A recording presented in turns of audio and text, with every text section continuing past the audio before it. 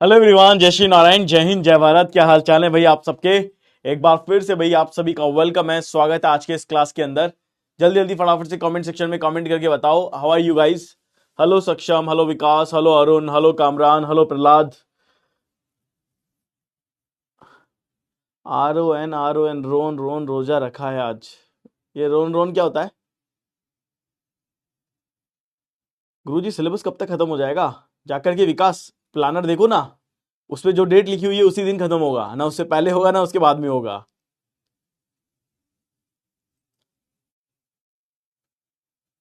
Okay, और देख लेते हैं कुछ कमेंट्स। हेलो, गुड आफ्टरनून, जय हिंद, जय हिंद। चलिए, तो आज देखो अपना जो टॉपिक है वो अपना टॉपिक है सिलॉक्स का। सबसे पहले तो मुझे ये बताओ कि अपने इस टॉपिक को लेकर के मैंने आपको जो पढ़ाया था, क्या आप उसको रिवाइज करके आए हो? क्या आपने इसको रिवाइज किया है एवरीवन? सब प्लानर कहाँ है? प्लानर आप आपके बैच में देखो ना जाकर के बेटा। ये बताओ, इसका पार्ट 1 रिवाइज किया है?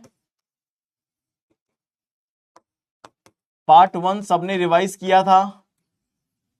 एक बार फटाफट से मुझे कमेंट सेक्शन में कमेंट करके बताओ।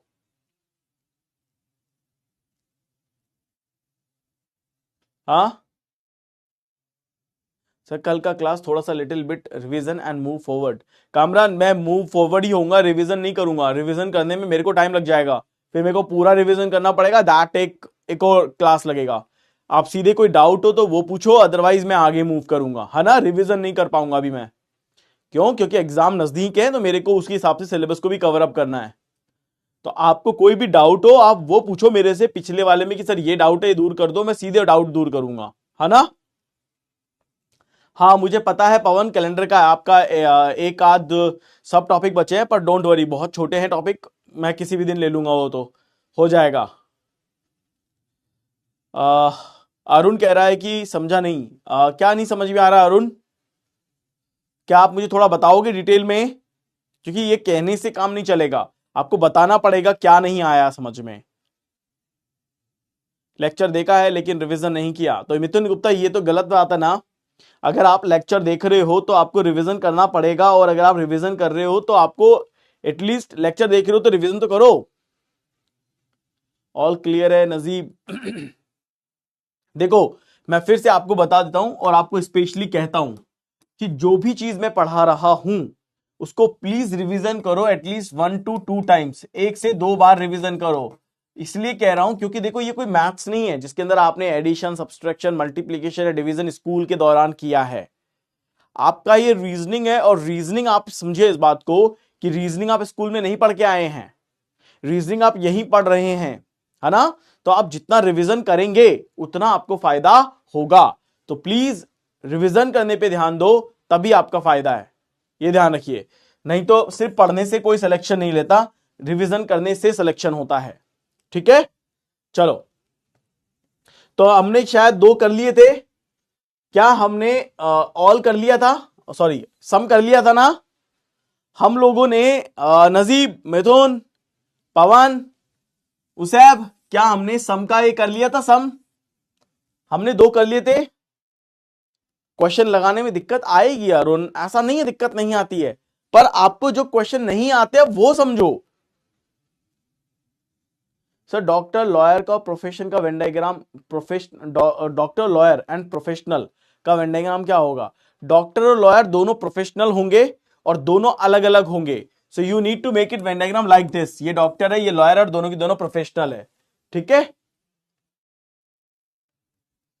चलो हो गया था, ग्रेट। तो फिर हम आगे बढ़ते हैं और आज हम लेते हैं हमारा कीवर्ड नंबर 3। ये हमारा इसी का टाइप 3 है, और हमारा टाइप 3 क्या कहता है? स्टेटमेंट है no A are B. Statement क्या है? No A are B. Sir सम क्लियर कर लिया था आज। सम के और क्वेश्चन? अरे विकास, क्वेश्चन बहुत सारे हैं। क्वेश्चन तो तुम ही करते करते थक जाओगे, मैं नहीं थकूंगा, है ना। क्वेश्चन बहुत सारे हैं, ओके। पर पहले एक बार हम बेसिक तो कवर कर लें। So no A are B का मतलब क्या होता है? देखो, नो ए आर बी का मतलब समझना क्या होता है। अब मैं आपकी थोड़ी सी चैट ऑफ करता हूं। नो ए आर बी का मतलब होता है कि कोई ए बी नहीं है। हिंदी में क्या बोलते हैं इसको? कोई ए बी नहीं है। तो अगर कोई भी ए का पार्ट बी नहीं आएगा, इसका डायग्राम कैसे बनाएंगे हम? ए ऐसा बनाएंगे और बी ऐसा बनाएंगे और दोनों की एक दूसरे से मना कर देंगे। अब दोनों के एक दूसरे से मना करने का मतलब है ए का पार्ट बी में नहीं जाएगा और बी का पार्ट ए में नहीं आएगा। तो कोई भी ए का पार्ट बी नहीं है और कोई भी बी का पार्ट ए नहीं है। Is that clear? Is that clear? तो हम इसे क्या बोलेंगे? कोई भी ए का पार्ट बी नहीं है या फिर कोई भी बी का पार्ट ए नहीं है। तो ये हो गया डायग्राम। जो चाहे नन बोलो, नॉट अ सिंगल बोलो, नो बोलो या नॉट अ बोलो, ये चारों की चारों जो वर्ड हैं, ये चारों की चारों वर्ड किसके हैं? इसके हैं कि कोई भी ए का पार्ट बी नहीं है और कोई भी बी का पार्ट ए नहीं है। Is that clear? तो ये चीज यहां पे आ गई है। तो अब इसे कैसे समझेंगे? देखिए, अगर मेरा स्टेटमेंट है तो मेरा स्टेटमेंट यहां पे बोलता है कि कोई भी ए का पार्ट बी नहीं है। तो ध्यान रखना, मना हमेशा दोनों तरफ से होगी। जब भी स्टेटमेंट नो का होगा, जब भी स्टेटमेंट नो का होगा तो इन दोनों की एक दूसरे से मना होगी ही होगी। मतलब ए जो है वो बी में नहीं जाएगा और बी जो है वो ए में नहीं आएगा। तो दोनों एक दूसरे के अंदर नहीं जाएंगे। अब जब ये एक दूसरे के अंदर नहीं जाएंगे तो इसका मतलब है कि सारा बी का पार्ट ए है, ये ऑटोमेटिकली गलत हो जाएगा, क्योंकि भाई ए जो है वो बी की शक्ल नहीं देखना चाहता और बी है वो ए की शक्ल नहीं देखना चाहता। तो दोनों का कनेक्शन तो बनना है ही नहीं, मना हो गया साफ साफ। तो अगर हमसे पूछे कि सभी बी का पार्ट ए है या सभी ए का पार्ट बी है, तो हमारे दोनों की दोनों क्या हो जाएंगे? गलत हो जाएंगे। क्या बोलेगा? सभी बी का पार्ट ए है, वो भी गलत है। सभी ए का पार्ट बी है, वो भी यहां पे गलत होगा। Is that clear? फिर आ जाएगा सम ए आर बी और सम बी आर ए, तो अगेन ये भी गलत है। क्यों?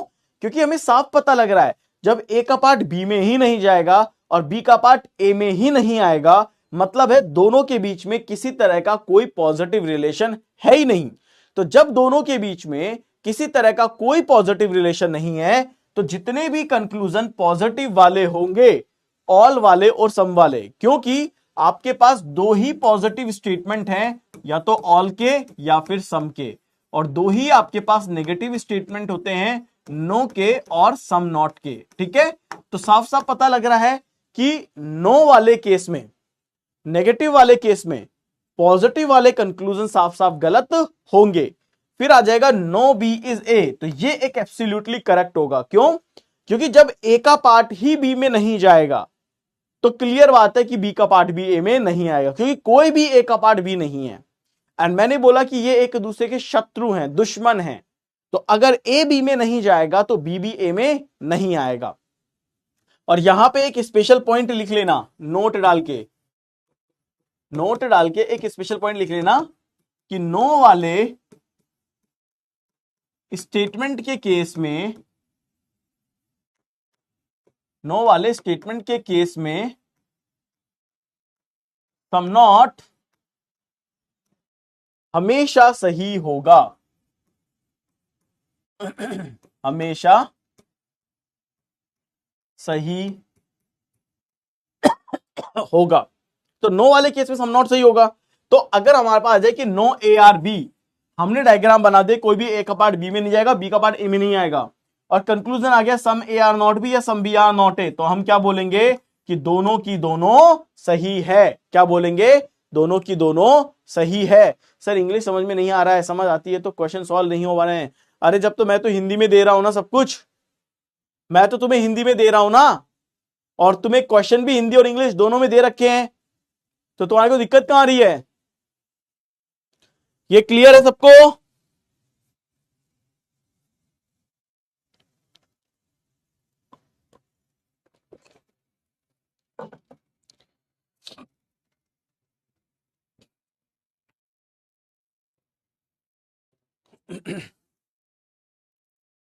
क्लियर है?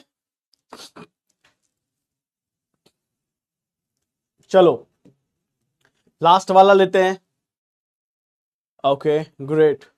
अब हमारा लास्ट वन आता है, वो आता है स्टेटमेंट क्या है हमारा? सम ए आर नॉट बी।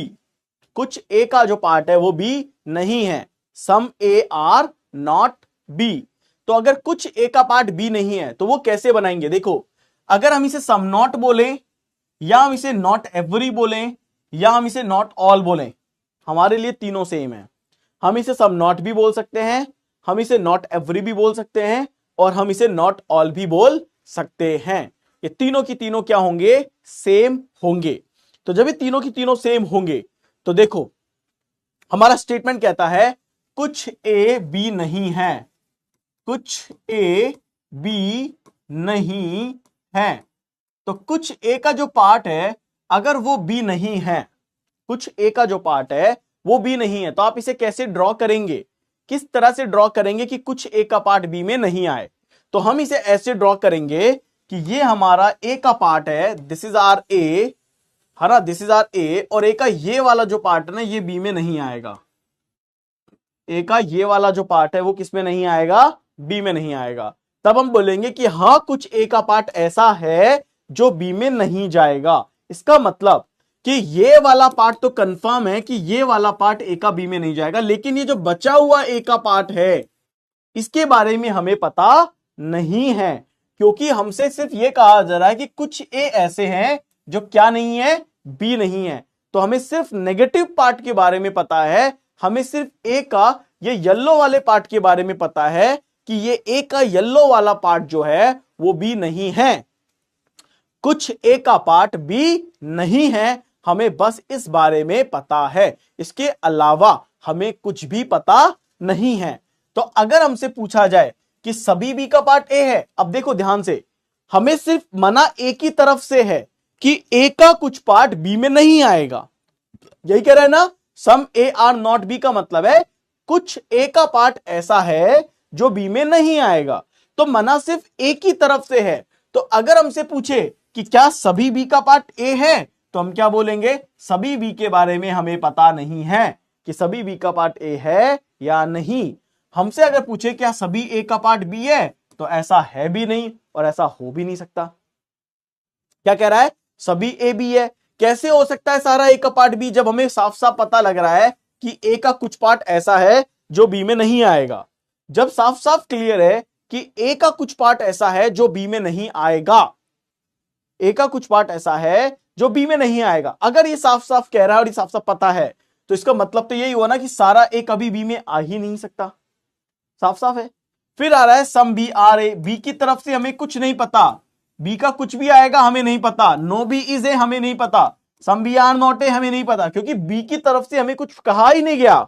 हमें सिर्फ कहा गया है, तो सिर्फ ए की तरफ से कहा गया है कि ए का कुछ पार्ट बी में नहीं आएगा। हमें किसकी तरफ से कहा गया है? ए की तरफ से कि ए का कुछ पार्ट बी में नहीं आएगा। हमें सिर्फ ये पता है, लेकिन हमें बी की तरफ से कुछ भी पता नहीं है। फिर आता है सम ए आर बी, कुछ ए का जो पार्ट है वो बी है। तो सम ए आर बी का मतलब क्या है? कि ये वाला पार्ट, लेकिन इसके बारे में कंफर्म क्या है? ए का तो ये बचा हुआ पार्ट बी हो भी सकता है और नहीं भी, क्योंकि कंफर्म तो सिर्फ नेगेटिव पार्ट है कि ए का कुछ पार्ट बी नहीं है, ए का कुछ पार्ट बी नहीं है, बस ये कंफर्म है, बस ये कंफर्म है। लेकिन हमें ये कंफर्म नहीं है कि ए का कुछ पार्ट बी है या नहीं है, राइट? तो ये डाउटफुल है, ये डाउटफुल है, राइट? फिर है नो ए इज बी, कोई भी ए का जो पार्ट है वो बी नहीं है। तो साफ साफ कहेंगे कि हमें नहीं पता, कि कोई भी नहीं आएगा। हमें बस इतना पता है कि ए का कुछ पार्ट ऐसा है जो बी में नहीं आएगा, लेकिन कोई भी ए का पार्ट बी में नहीं आएगा हमें नहीं पता। यानी कि इस पर्टिकुलर क्वेश्चन में अकेला देखो तो कोई भी कंक्लूजन करेक्ट नहीं है, यानी कि जो गलत है वो गलत है और डाउटफुल वाले की पॉसिबिलिटी सही है। क्या बोलेंगे? डाउटफुल वाले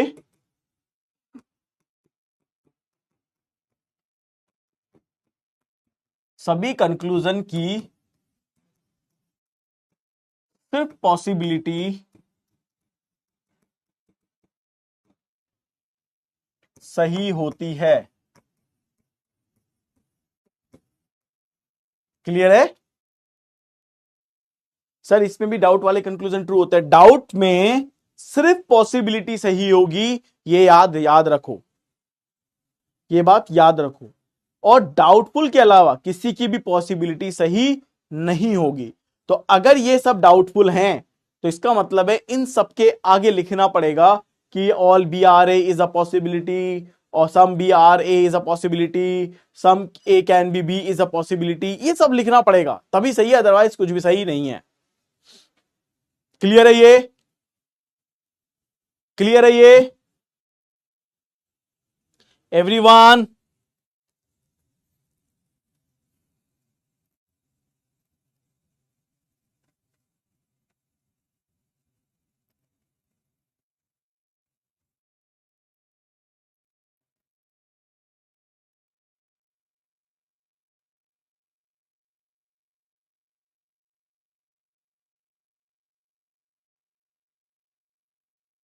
एवरीवन क्लियर है?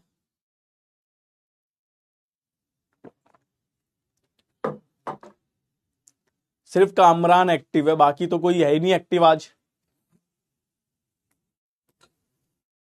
चलो अब आइदर और केस लेते हैं। अब आइदर को समझो, ठीक है? जैसे ही हमारा आइदर हो जाएगा हम सिर्फ प्रैक्टिस करना स्टार्ट कर देंगे, ठीक है? फिर हमारे पास सिर्फ क्वेश्चंस होंगे, हम सिर्फ क्वेश्चन सॉल्व करेंगे। तो आइदर समझ लेना, आइदर का मतलब क्या होता है। तो देखो आइदर का मतलब क्या होता है ये पहले बता देता हूं, आइदर का मतलब क्या होता है, ठीक है? Just second. देखो हमारे पास ना एग्जाम में जो ऑप्शंस होते हैं, हमारे पास ऑप्शंस में क्या ऑप्शंस आते हैं, हमारे पास इस टॉपिक पे टोटल 5 ऑप्शंस बनते हैं, टोटल 5 ऑप्शंस। पहला ऑप्शन बनता है ओनली कंक्लूजन फर्स्ट फॉलोज, ठीक है? केवल कंक्लूजन पहला सही है। बी यहां पे आएगा ओनली कंक्लूजन सेकंड फॉलोज, ठीक है? सी हमारे पास आता है, एक ऑप्शन होता है आइदर कंक्लूजन फर्स्ट और सेकंड फॉलोज, ठीक है? ये हमारा तीसरा ऑप्शन है। चौथा ऑप्शन होता है neither conclusion first nor second follows, ठीक है? और जो फिफ्थ ऑप्शन होता है वो होता है हमारा both conclusion first and second follows, ठीक है? तो ये 5 ऑप्शन होते हैं। मान लो आपके पास एक स्टेटमेंट, मान लो ये स्टेटमेंट है और कंक्लूजन आ गए एक और एक, दो कंक्लूजन आ गए। अगर आपको लगता है कि पहला कंक्लूजन सही है और दूसरा गलत है, तो आप क्या आंसर कहेंगे कि सर पहला कंक्लूजन सही है, या आंसर कर देंगे, ठीक है? अगर आपको लगता है कि पहला वाला कंक्लूजन गलत है लेकिन दूसरा कंक्लूजन सही है, तो आप क्या आंसर करेंगे ओनली कंक्लूजन सेकंड फॉलोज। अगर आपको लगता है कि पहला भी गलत है और दूसरा भी गलत है, तो आप क्या आंसर करेंगे कि नाइदर फर्स्ट नॉर सेकंड, पहला भी गलत है और दूसरा भी गलत है। अगर आपको यह लगता है कि आपका पहला कंक्लूजन भी सही है और दूसरा भी सही है ना, दोनों सही है, तो आप क्या आंसर करेंगे कि भैया दोनों कंक्लूजन एकदम करेक्ट हैं। लेकिन एक ऑप्शन है आपके पास, दिस इज कॉल्ड आइदर, यह आइदर का ऑप्शन है। इसका मतलब क्या होता है? इसका मतलब यह होता है कि गाइज आपके पास जो 2 कंक्लूजन है, तो अगर एक सही होता है तो दूसरा 100% गलत ही होगा, और अगर पहले को गलत मान ले तो इसकी वजह से दूसरा 100% सही ही होगा। तो यानी कि एक के गलत होने से दूसरा 100% सही हो जाएगा। जैसा सपोज करिए कि किसी मोहल्ले में चोरी हुई, ठीक है जी? चोरी हो गई तो किसी पर्टिकुलर घर में चोरी हो गई है ना। अब पुलिस ने 2 चोर पकड़े और एक मकान के आदमी को बुलाया, किसी पर्सन को बुलाया और बोला कि पहचानो जरा कि कौन तुम्हारे घर में उस दिन चोरी करने आया था, ठीक है? अब उस इंसान ने जिसके घर में चोरी हुई वो आया, देखा के, और उसको देख के उसको जितना भी उसको याद होगी उसकी मेमोरी में कि हाँ भी उसने किसी को देखा है, तो वो कहता है कि ये वाला बंदा चोर है जिसने ब्लैक कलर की पैंट शर्ट पहनी हुई है। तो जैसे ही वो ये कहता है कि ये बंदा है जिसने ब्लैक कलर की पैंट शर्ट पहनी है यही चोर है, तो इसका मतलब है दूसरा बंदा जिसने किसी और तरह के कपड़े पहने हुए हैं वो चोर नहीं हुआ, कंफर्म हो गया, क्योंकि उसने तो बोला ना कि ये चोर है, ये आया था उस दिन। इसका मतलब है दूसरे वाले को पुलिस क्या करेगी, छोड़ देगी। क्यों? क्योंकि तो पुलिस को तो सिर्फ एक शक के गुनाह पे पकड़ के लाई है, तो पुलिस को छोड़ देगी। तो एक के गलत, एक के सही प्रूव होने पे कि यही चोर है, दूसरा वाला अपने आप गलत प्रूव हो गया कि भैया ये चोर नहीं है। और अगर ये कहते थे कि ये दोनों ही नहीं है तब तो कोई और होता, और अगर कहते कि भैया पहला वाला नहीं है दूसरा वाला ही चोर है तो फिर कंफर्म हो जाता। तो आइदर का मतलब ये होता है कि जब तक चीजें कंफर्म नहीं हो जब तक चीजें कंफर्म नहीं हो तो किसी एक के सही होने पर दूसरा गलत हो जाएगा, और अगर दूसरे के सही होने पे पहला ऑटोमेटिकली गलत हो जाएगा। तो यानी कि हम ये कह सकते हैं आइदर का मतलब होता है कि किसी एक के सही होने पर उसकी वजह से दूसरा गलत हो जाएगा, दैट इज कॉल्ड आइदर और। क्या ये समझ में आ गया? सर्दी लगने लगी मेरे को। क्या ये समझ में आ गया सबको?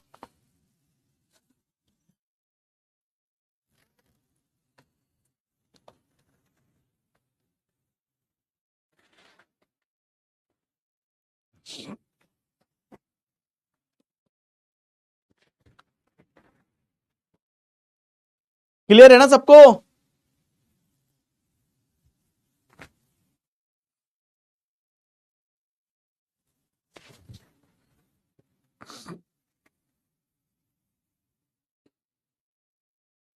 ठीक है, तो आइदर की ना तीन कंडीशन होती है। आइदर की तीन कंडीशन होती है जिसे आपको फॉलो करनी होती है। ये तीन कंडीशंस आप फॉलो करेंगे, आपका आंसर आइदर में बनेगा। तो पहली कंडीशन क्या है कि सब्जेक्ट और प्रिडिकेट दोनों में सेम होनी चाहिए। ठीक है।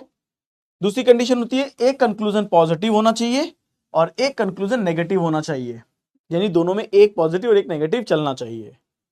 और आइदर बनेगा हमेशा उन दो कंक्लूजन के बीच में जो डाउटफुल हैं, यानी कि डाउटफुल कंक्लूजन के बीच में ही आइदर बनेगा। जो कंक्लूजन डाउटफुल नहीं है उनके बीच में आइदर नहीं बनेगा। तो आइदर के लिए हम ये तीन कंडीशन को फॉलो करेंगे जब भी हम किसका आंसर दे रहे होंगे, आइदर और का आंसर हम यहां पे कर रहे होंगे। Is that clear? तो देखिए आइदर कैसे बनता है। मान लो ये स्टेटमेंट आया, ये दो कंक्लूजन आए और नीचे चार ऑप्शन आ गए। ठीक है। क्या कह रहा है हमसे? All the A are B, सारा ए है ये, दिस इज ऑल ए, और सारा ए का पार्ट क्या है, बी में आएगा, तो all the A are B. फिर कह रहा है सम बी आर सी, कुछ बी का पार्ट क्या है, सी है। ये देखो कुछ बी का जो पार्ट है वो आ गया सी में, कुछ बी का पार्ट किस में आ गया, सी में। ठीक है। तो देखो क्या कह रहा है, सम ए आर सी, कुछ ए का पार्ट सी है। देखो ए का पार्ट तो ए यहां पे है, दूर है, और सी भी दूर है। तो ए और सी दोनों की क्या है, दोनों दूर दूर है। ए सी हो भी सकता है, ए सी नहीं भी हो सकता है। तो हम क्या बोलेंगे कि ये डाउटफुल है, हमें ए और सी के बारे में कुछ भी नहीं पता। ये कह रहा है कोई भी ए का पार्ट सी नहीं है, हम क्या बोलेंगे, अभी भी डाउटफुल है, क्योंकि ए और सी आपस में मना भी नहीं कर रहे। मना का मतलब है इनके बीच में इस तरीके से एरो भी नहीं है। अगर ऐसा एरो होता तो हम कह देते कि भैया कोई भी ए का पार्ट सी नहीं है, लेकिन ऐसी कोई भी जानकारी हमारे पास गिवन नहीं है। तो हम कहेंगे ना तो कुछ कुछ ए का पार्ट सी होना, ना हमें यह पता है, और कोई भी ए का पार्ट सी नहीं है, ना हमें यह पता है। तो हमारे दो कंक्लूजन किस में आ गए, हमारे दो कंक्लूजन डाउटफुल हो गए। तो हमारे पास पहली कंडीशन सेटिस्फाइड है कि हमारे कम से कम दो कंक्लूजन डाउटफुल होने चाहिए, और हमारे दो कंक्लूजन डाउटफुल हो गए, पहला और दूसरा।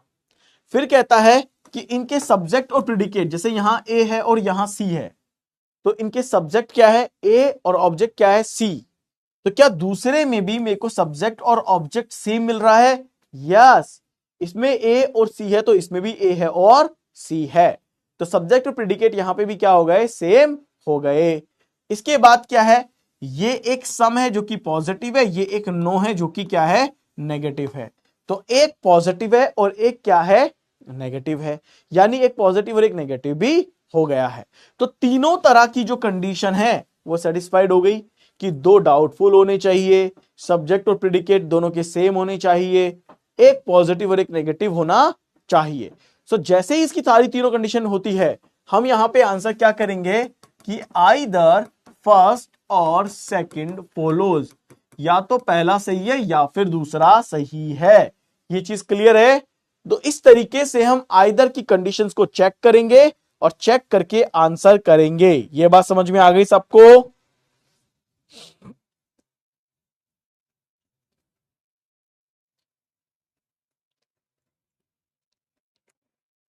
ये बात समझ में आ गई सबको?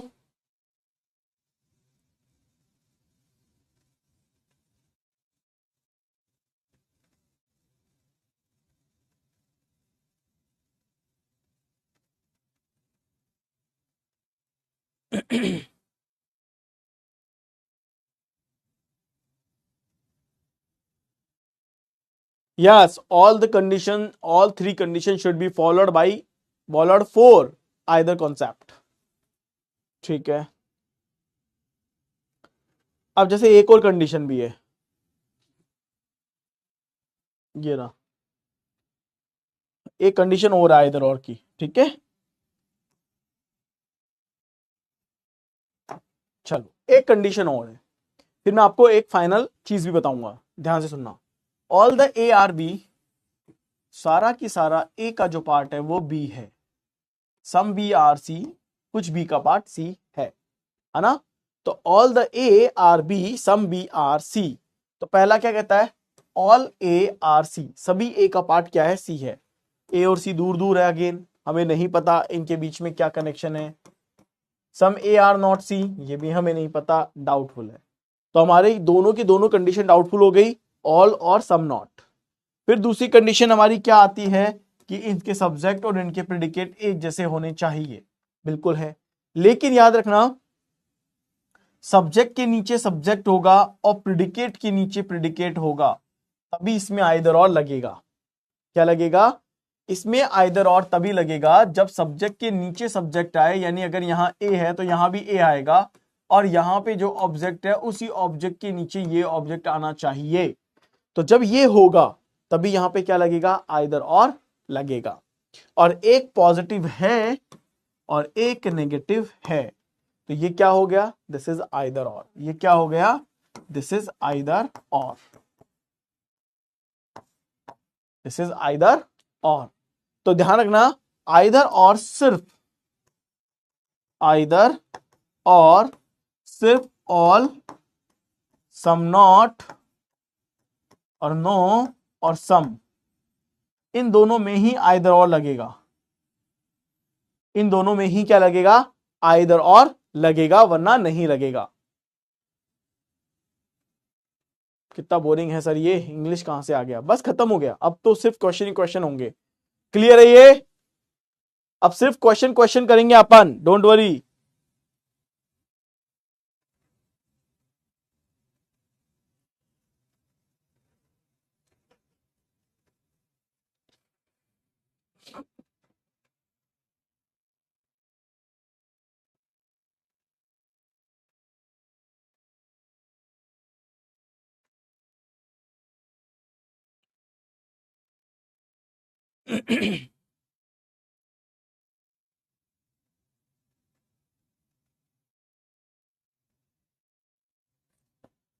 क्लियर है ये,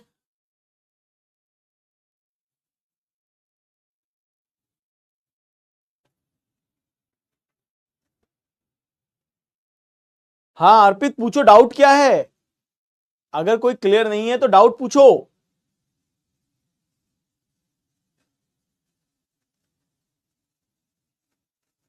मैंने बता दिया ना, इन दो के बीच में आइदर लगेगा, ऑल सम नॉट नो और सम। इसके अंदर बस ये ध्यान रखना, सब्जेक्ट के नीचे सब्जेक्ट और ऑब्जेक्ट के नीचे ऑब्जेक्ट, बाकी सब कुछ सेम है दोनों में, बस इसमें ये कंडीशन अप्लाई होगी।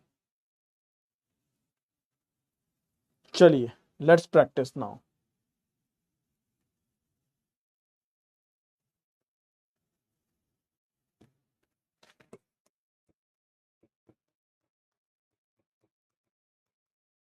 लेट्स प्रैक्टिस नाउ, अब हम प्रैक्टिस करते हैं।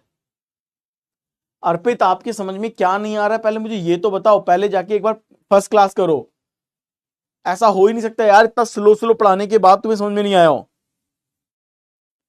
प्रैक्टिस कर रहे हो, क्वेश्चन के आंसर नहीं निकल रहे हो, तो कौन से क्वेश्चन की प्रैक्टिस कर रहे हो, मुझे बताओ वो क्वेश्चन, मैं करवा देता हूं उन क्वेश्चन को क्लास में, और क्या होगा भाई, उन क्वेश्चन को मैं क्लास में करवा सकता हूं, कंक्लूजन में समझ में नहीं आता है। अभी मैं करूंगा, अर्पित मेरे सामने देखना, पहले तुम लोग करो अपने हिसाब से, फिर मेरे को चेक, मेरे को करते हुए देखना, ठीक है।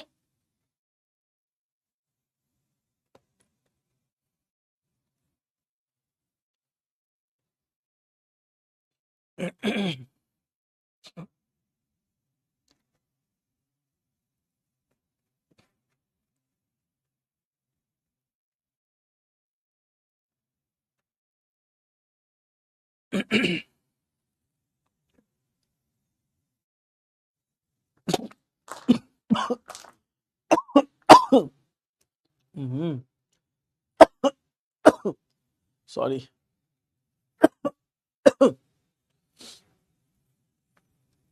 करो इस क्वेश्चन को।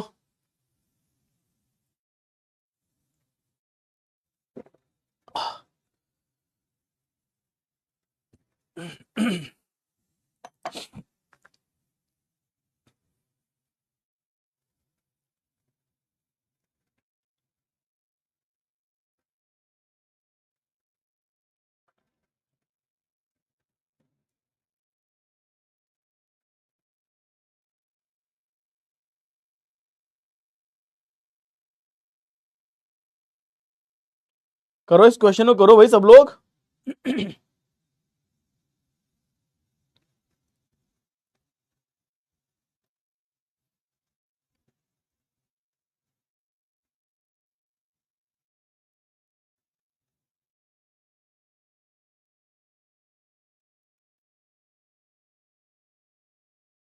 चलो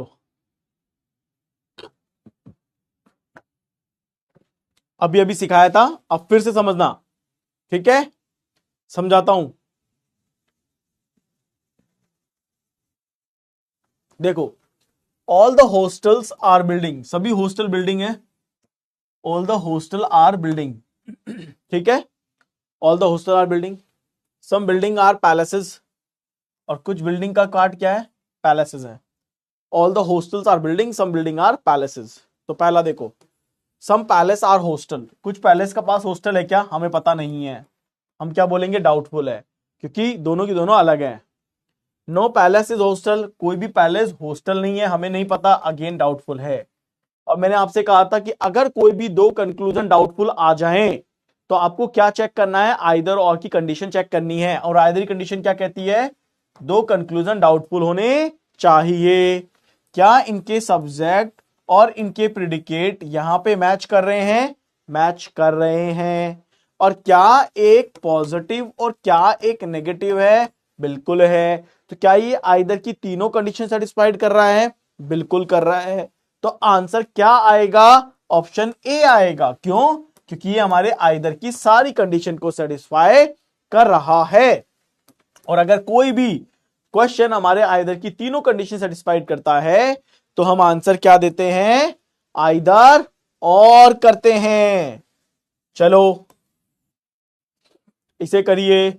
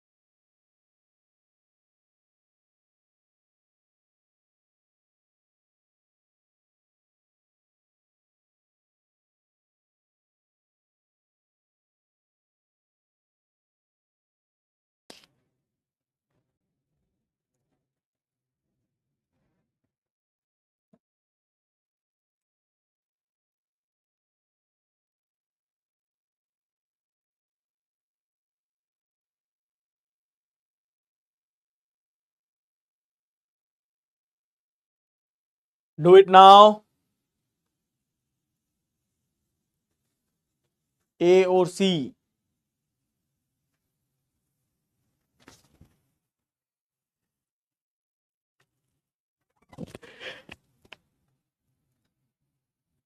कुछ कह रहे हैं ए और कुछ कह रहे हैं सी।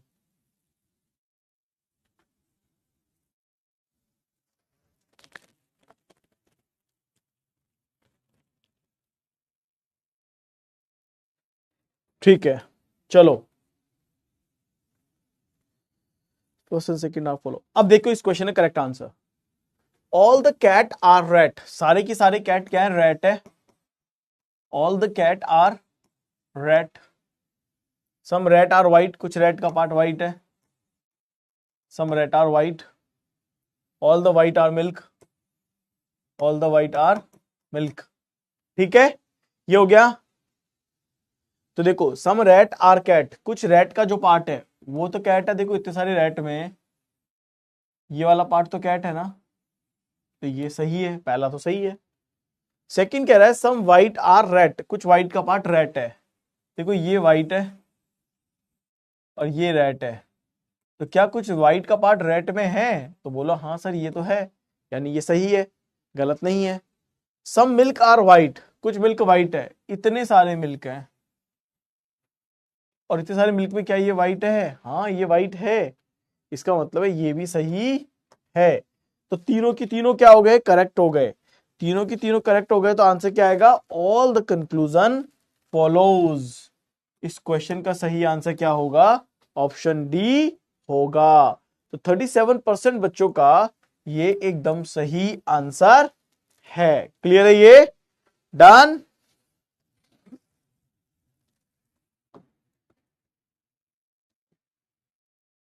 अब इसे करो।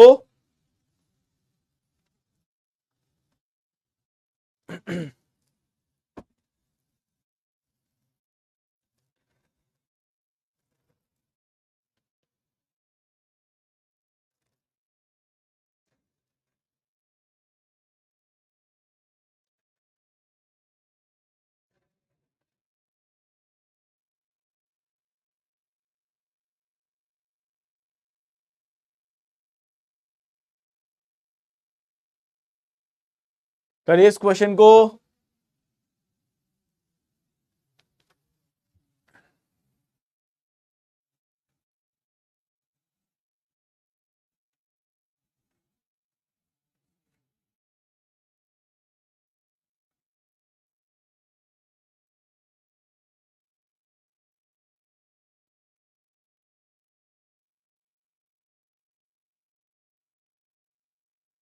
जल्दी जल्दी जल्दी, waiting for your answer, waiting for your answer.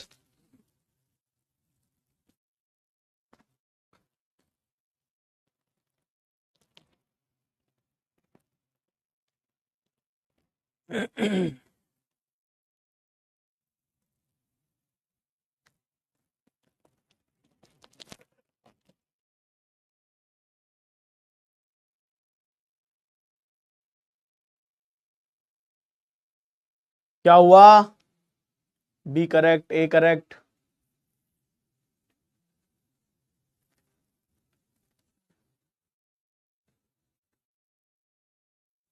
चलिए अब इस क्वेश्चन के करेक्ट आंसर की बात कर लेते हैं। What is the right answer for this question. Sir इसमें फॉरेस्ट एंड ट्रीज के बीच में एरो बनेगा ना, देखते हैं अभी वो तो। देखो क्या कह रहा है, नो फॉरेस्ट आर ट्री, कोई भी फॉरेस्ट का पार्ट ट्री नहीं है।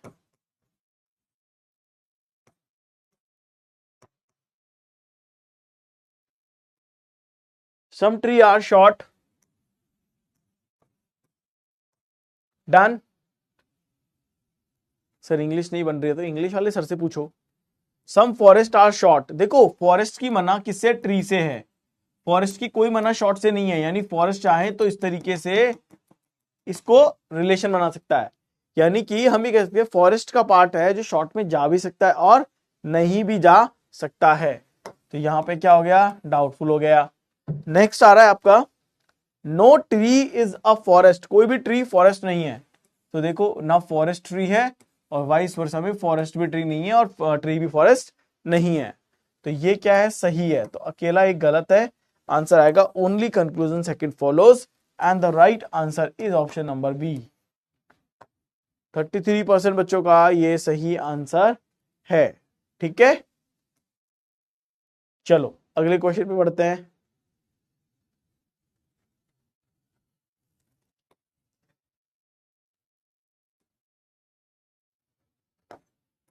इसे करो।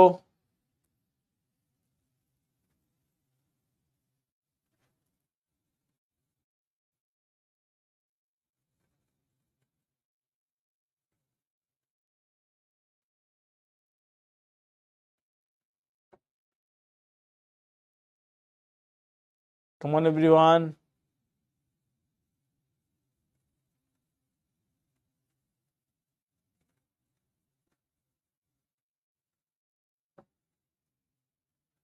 Come on everyone. अरे बेटा ये सारे डायग्राम अलग अलग ही बनेंगे। अबे डायग्राम बनाने की प्रैक्टिस तो करनी पड़ेगी ना, सब अलग अलग बनेंगे, कोई फिक्स डायग्राम नहीं होता।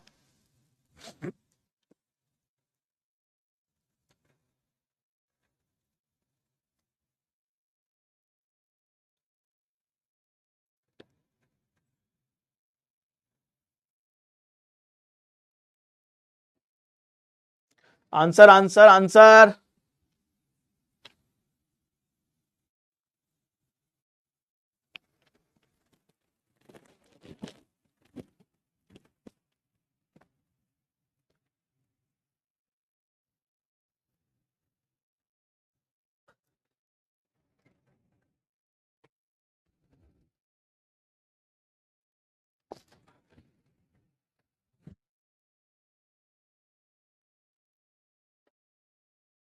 Only second follows.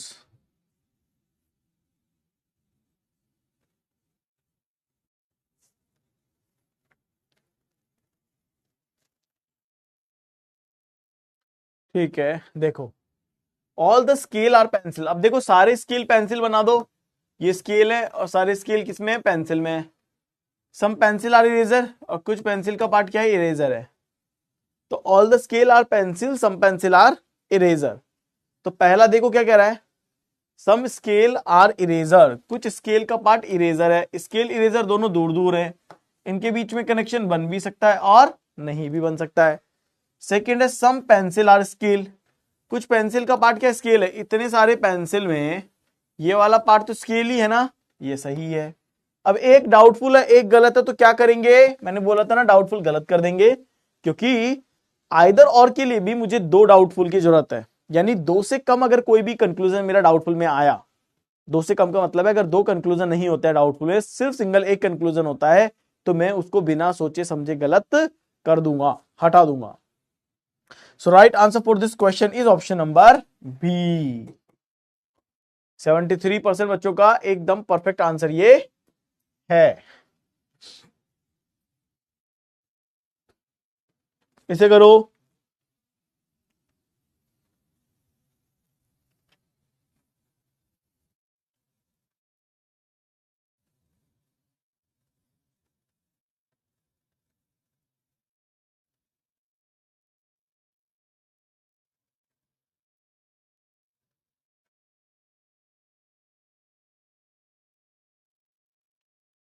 इस क्वेश्चन का आंसर दो।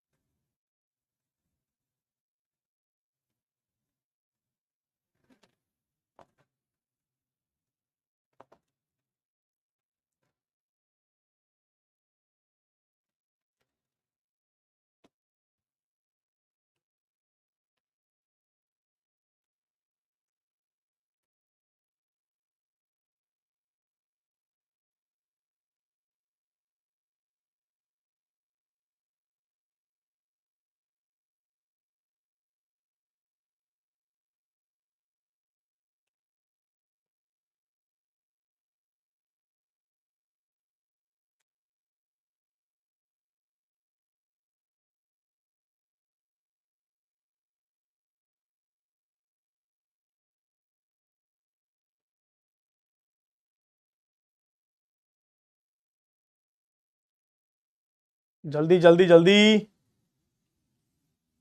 सिलेक्शन का मंत्र क्या है सर? सिलेक्शन मंत्र इज अ बुक बेटा।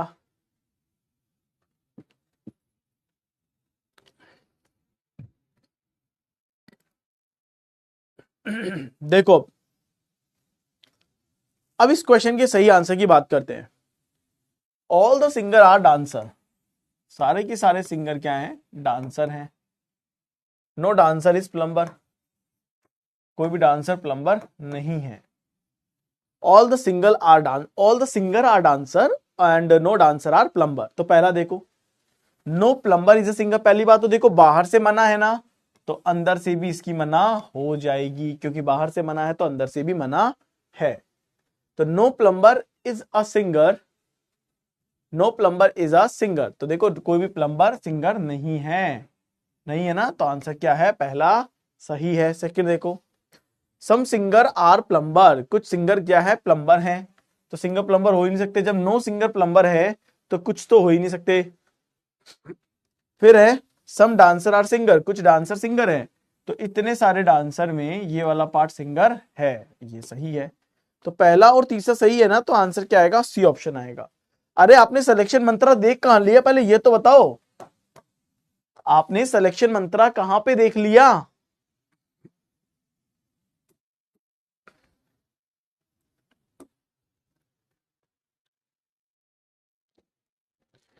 चलो इसे करो।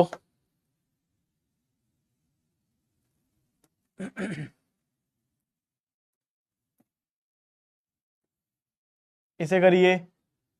सर मैं गूगल सर्च किया था तो पाया कि एयरफोर्स मेडिकल असिस्टेंट ग्रुप में मैथ नहीं आती।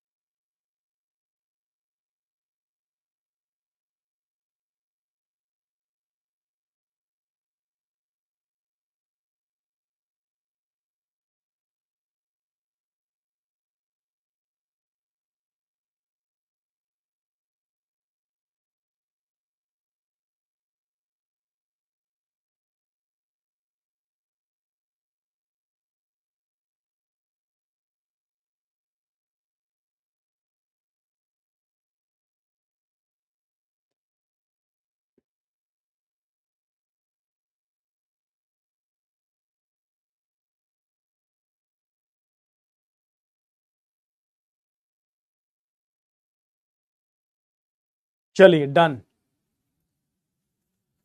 देखो पहला क्या कहता है, all the train are bus, all the train are bus, no bus are truck, no bus are truck, some trunk are cars, और कुछ ट्रंक क्या है, कार्स हैं, ये ट्रंक है, ठीक है।